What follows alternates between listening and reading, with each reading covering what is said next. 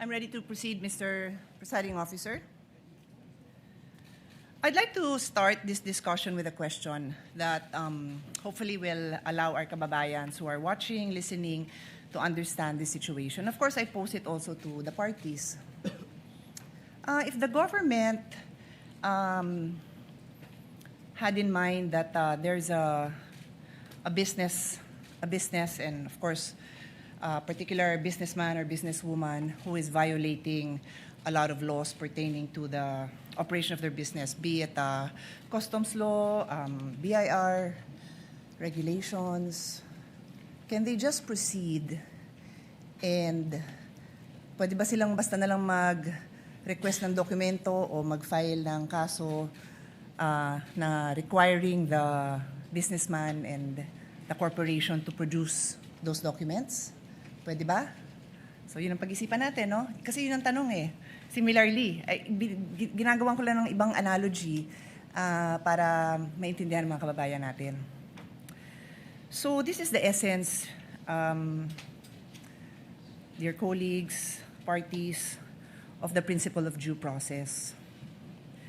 This is ingrained in our Constitution.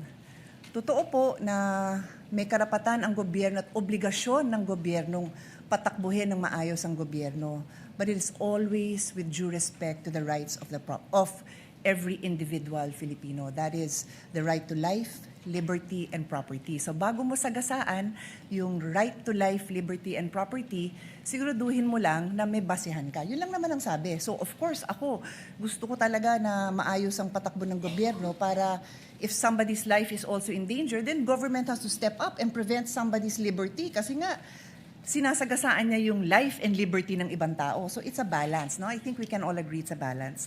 So I want to go straight into a landmark case and I will ask both parties for their legal opinions on it kasi it is a legal proceeding. Pero gawin nyo lang simple para hindi masyado complicated para sa mga nakikinig sa atin. So in the landmark case of Stonehill versus Diokno, 1967 pa po to, karamihan ng mga lawyers hindi pa pinapanganak. The importance of due process was highlighted and the Supreme Court discussed 2 points. General warrants are void. Sabi ng Supreme Court, a warrant must be issued on probable cause for one specific offense and must particularly describe the thing being seized. So kailangan particular ang description dun sa warrant. Warrants that leave it to the discretion of the officers serving them to decide what to seize or general warrants are outlawed by the Constitution because they place the sanctity of the home and privacy at the mercy of prosecutors. So sinabi dito na kailangan specific. Take note warrant ito ha. Supina naman ang pinag-uusapan natin. Alam ko po yun. Pero I'm pointing it out kasi ang magiging tanong ko later on is kung relevant ito sa kaso. Okay? The other principle that was established in Stonehill versus Diokno was the exclusionary rule. Evidence obtained through an unconstitutional search is inadmissible for any purpose in any proceeding. Ito po yung tinatawag na the fruit of the poison tree. Pag nakuha mo yung information dun sa bawal na paraan, kung ano yung information mo, bawal ipakita yon. And this is where I need to get guidance from the presiding officer. If I'm allowed, I don't have to name names, to share the discussion that we had in caucus para lang mabanggit ko na ito yung mga provisions of law na napag-usapan. Am I allowed to do that? Would you like me to approach you? Please let me know because I will abide.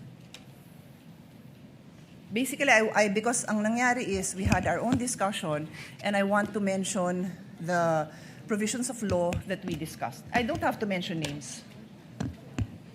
The lady may proceed. Okay, thank you. So, tungkol dito sa exclusionary rule, ulitin ko, fruits of the poison tree, dun nga sa aming very open discussion, and I thank many of our colleagues who were I think we engaged in a fruitful discussion for some, not for all. I think yung iba talagang gustong makipag-debate at di-debate kasi gusto ko rin matuto, no? I think all of you will attest na I also wanted to learn from all of you kung anong perceptions nyo sa batas, kung ano din yung sinasabi ng mga abogado nyo. So dun sa fruits of the poison tree, sabi ko, kung yung pinanggalingan ng mga dokumento bawal na kunin ng basta-basta, then paano mo gagamitin? And meron kasing observation na lumabas na kasi yung documents na yon sa House. So nakita na ng publiko sa House. So sabi ko, pero if I will look at, and this is where I will pose the question to all of you, no? Medyo layered so pasensya na sa medyo complicated. Yung isang concern ng defense na nabasa ko is that hindi nag-allege ng ultimate facts. Hindi klaro kung ano yung naging kasalanan at hindi na-identify ng maayos itong facts na to that lead to a conclusion of law. So, wala daw yun. Later on, I will ask both parties again to also clarify that. But the point is, kung walang basihan yung paglabas ng ebidensya na yon, it is the fruit of the poison tree, then you cannot use it. So yun yung importante dito kasi I'm sure nakita nyo no sa korte kahit sabihin nyo pong sa mga legal drama na na-throw out, the case is thrown out because na-violate ang due process. So that's the discussion I want to have. I want to hear both ha. Wala akong kinikilingan dito. I'm just explaining na yun yung argument ng defense na walang due process, kulang, at why prosecution would you say na nasusunod yung due process. And before I give the floor to the parties, yung sinabi kong kaso na Stonehill versus Diokno, very interestingly, involves the esteemed father of our colleague, Congressman Prosecutor Chel Diokno.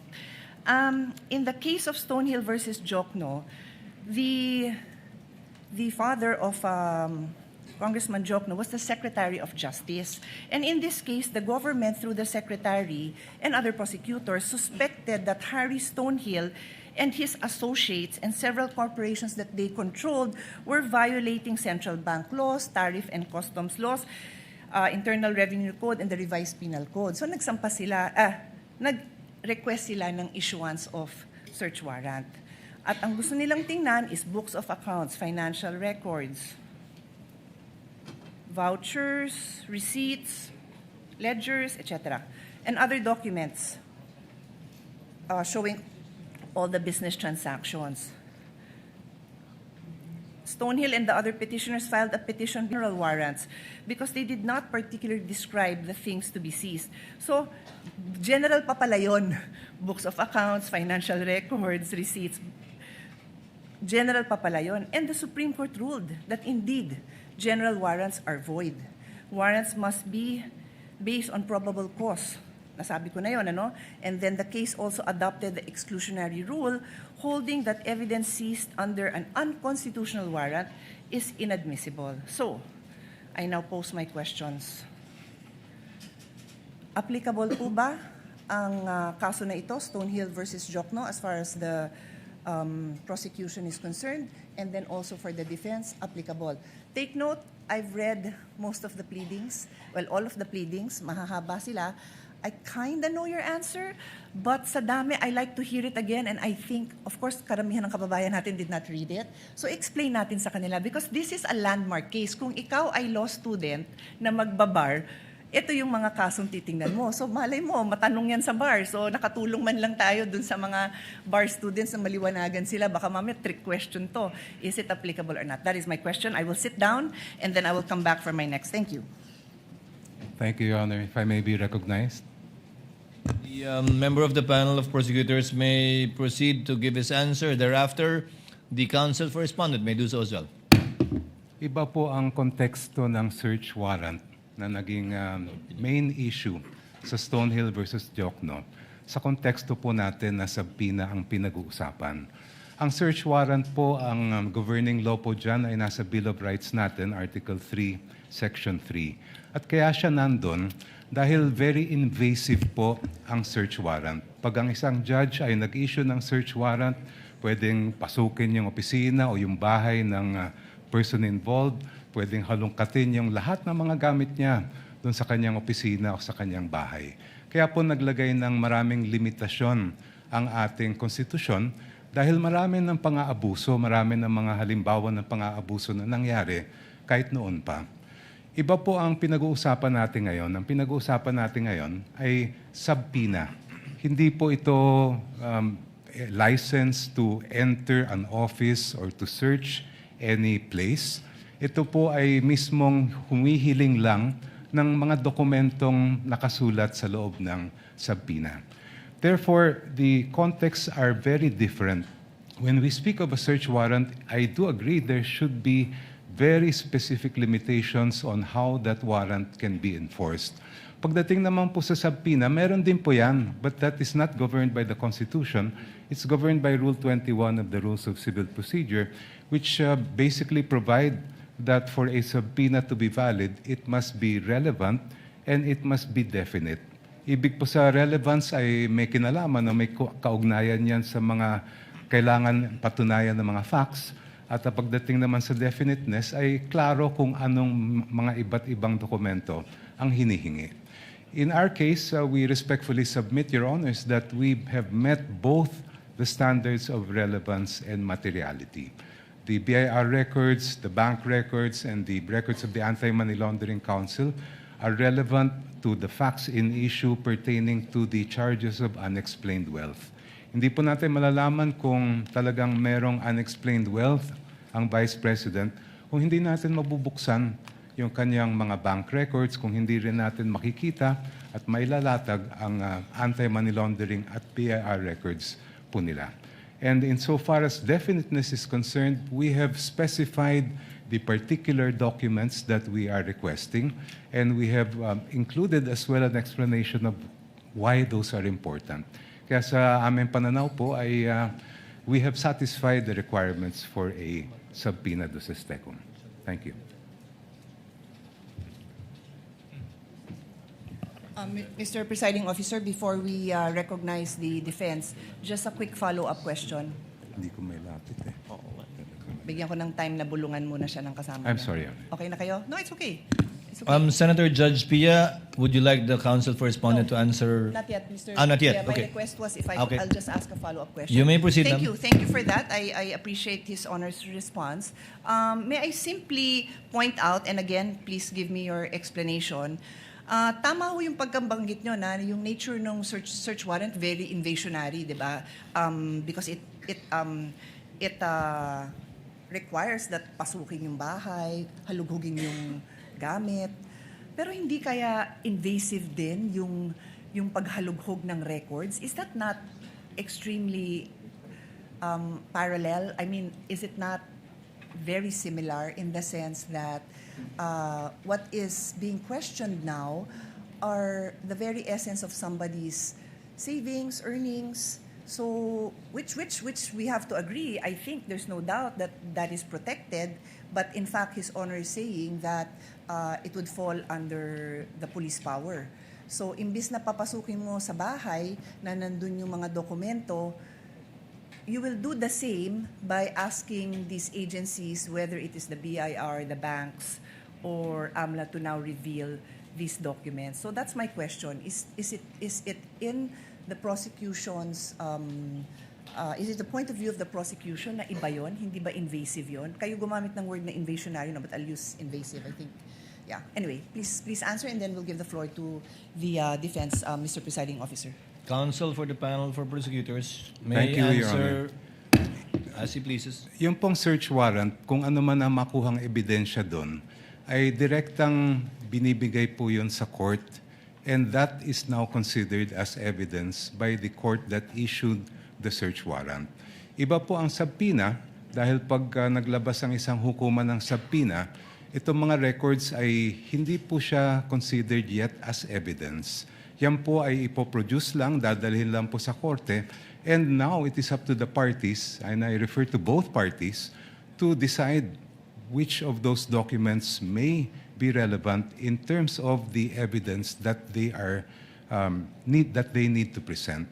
Yung pong nakikita po natin sa subpoena, it is not in any way invasive because, as I mentioned earlier, as pointed out by Senator Enrile when he was the presiding officer in the Corona trial, we are simply having those documents produced. The admissibility of those documents will only be determined after if offered by the parties. Kaya po sa aming mga pananaw ay malaking-malaki ang pagkaiba ng search warrant sa subpoena. Your Honor, may I be With the recognized? permission of the lady Senator Judge, counsel for respondent may now give his answer to her query. You may proceed, sir. Thank you, Your Honors. Your Honors, ang posisyon po ng depensa dito ay subpoena and a search warrant are very much similar in that both are compulsory processes. No? So, yes, hindi tayo papasok sa bahay ng isang tao o ng nasasakdal, but it will be intrusive because we will be opening up all the financial transactions for sabi nga dito, almost 20 years of the respondent. Kaya po, katulad ng isang search warrant, the things that we are asking for through a subpoena must be particularly described. Kanina po, nabanggit po ng aking kagalang-galang na opposing counsel na particularly described na po yung kanilang naisulat. However, the defense does not agree with that proposition because if we look at it, tama naman po, nakasulat po dito ng hinihingi nila ay account opening and maintenance records, KYC documents, information files, signature cards, all account and transaction records, ledgers, journals. Basically, Your Honors, this is everything. Ibig sabihin, ni-specify lang nila ang nilalaman ng lahat ng bank records ng respondent. So, in our view, Your Honors, while they took pains to specify each and every document, the truth of the matter is they're asking for everything. Ngayon, pagdating sa subpoena, and even in the case they cited, yung Rocco versus Contreras, no? Nakasulat po doon that for a subpoena to be validly issued, when we talk about particularly describing yung kung ano yung hinihingi, it has to be evidence that is both relevant and material. So ang tanong namin, saan ba dito yung relevant or material? Kasi lahat na po ng records hiningi eh. So, and this bolsters our theory, of course with all due respect to the opposing side, na kaya namin tinatawag o kaya namin natawag na fishing expedition ito. Kasi lahat na ng records hiningi, pero hindi naman matukoy which would actually be relevant, which would actually be evidentiary to the accusations they have made under the articles of impeachment. So, pero dito, hinihingi natin 20 years worth of records. And then, paano po yun? Hihimayin natin, maghahanap tayo ngayon kung may relevant o wala. Which brings me back to yung BIR records. Nakaseal po yung box. So, I would say, both parties, hindi natin alam kung anong nasa loob nun. Yet, we're hoping na somehow, pag nabuksan yung box na yon, meron po tayong makikitang ebidensya. And that's why, again, with all due respect, we called it a fishing expedition. Kasi hindi naman na-identify kung ano mismo doon yung pwedeng ebidensya laban sa sinasabing unexplained wealth umano ng Vice Presidente. So, with the question, for us, yes, the Stonehill case, Stonehill versus Diokno, directly applies to the current proceedings. Kasi nga po doon, sinasabi talaga na dapat specified yung hinihingi, particularly described and relevant. But as of this point, they're asking, Your Honors, for all of these things. And again, while they specified each and every document, kung babasahin niyo po ng mabuti ito, they're actually asking for all bank records without, in fact, telling us which transaction is relevant to their accusation, which transaction will actually support their accusation. Yun po yung aming pananaw dito sa tanong ng ating kagalang-galang na hukom. Thank you po. If Your Honor, please, may be allowed to respond. Hold on, counsel for the panel of prosecutors. Senator Judge Pia is the one asking the questions. Unless it's not a debate between the two counsels. You're merely responding to answers from questions by senator judges. I actually prefer not, pero alam mo na, baka sabihin naman na may bias tayo pag di ko naman pinayagan. Di payagan. no, I defer to... Senator Judge Pia, you asked the question, they answered. It is not for the opposing counsel to answer points raised. They had that chance when they did their oral arguments, rebuttal and surrebuttal. You may proceed with your question, Senator Pia. Sige, my question is, what is your question? Or what is your comment? Go ahead. Right. But Thank- keep it brief. Keep it brief. Thank you so much, Your Honor. I just wanted to point out that this is the first time actually an impeachment court is faced with the challenge of determining whether the charges of unexplained wealth are valid or not. And yung previous Corona case, hindi po pinayagan ng impeachment court yung Article 2.4 ng Article 2. At kung ang magiging batayan po natin ay yung naging mga desisyon ng ating Korte Suprema, sinabi mismo ng Supreme Court in several cases na pag ang usapin ay unexplained wealth, kailangan makita yung kabuuan ng kinita ng isang lingkod bayan at yung mga dineclare niya sa SALN. Just to quote just a very short portion, sabi ng Supreme Court from the same case I cited earlier, the Ombudsman's failure to account for all lawful sources of income, including proceeds from business ventures and government benefits, further weakens the allegation that Rafael's wealth was unexplained. The incomplete assessment disregarded his accumulated assets over decades of public service, making it impossible to determine whether his property acquisitions exceed his legitimate financial capacity, end quote. Hindi lang naman po dito sa harapan nitong hukom na ginagawa yung pagtingin sa kabuuan ng isang lingkod bayan. The Supreme Court has done it in this case where they looked at decades of the financial records of the person charged with unexplained wealth, and it has also happened in the cases of Rabusa and Ligot, which were decided recently by the Honorable Court. Thank you. Your Honor, may I at least be given just 1 minute to respond to that, Your Honors? But of course, I will submit to the pleasure of the Of course, I Honorable. yield. guess Of course, I give you yield. the same opportunity, I'm assuming. Yes, Your Honors. Again,